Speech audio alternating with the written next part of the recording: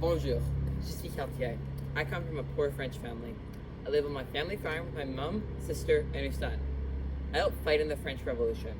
I also helped spread the ideas which were necessary to start the French Revolution.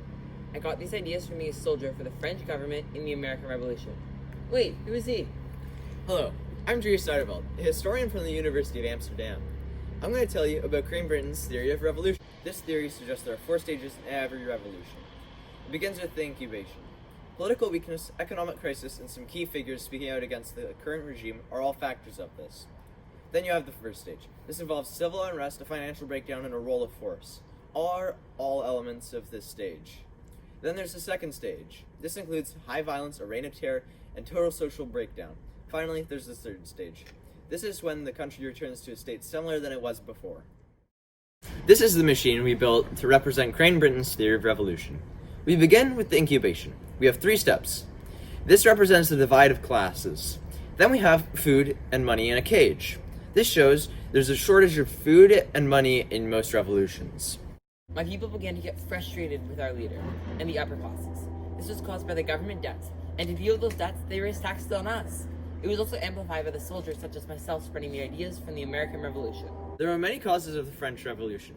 The power is not only spread evenly in France, only a tiny percent of the population had almost all the power.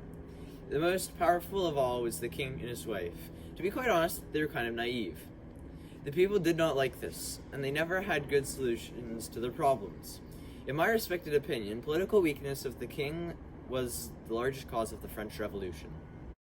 Now the marbles roll through a model of the Bastille. This represents the French people storming the Bastille in 1789. Then we stormed the Bastille. We took guns and freed prisoners of war. We also looted the towns for food and money. In reality, the storming of the Bastille was not that effective. They got a small amount of weapons, but mostly freed criminals who did not really help the revolution. This event was mostly symbolic. Now the marble moves on to the second stage. It rolls through some heads on spikes to represent all the people who were killed during this stage of the French Revolution. Once again, I'm here to inform you, this time about the Jacobins. The Jacobins wanted to overthrow the king.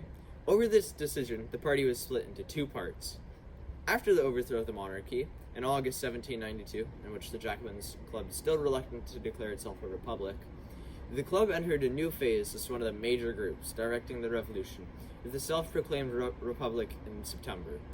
The club changed its name to Society of Jacobins, Friends of Liberty and Equality. The marble knocking over the king represents the king being killed by the people.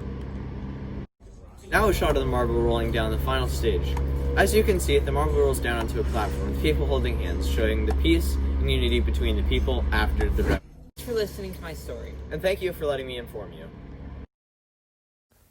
Overall, revolutions transform societies by changing their social, economic, and political structure, along with people's socioeconomic status.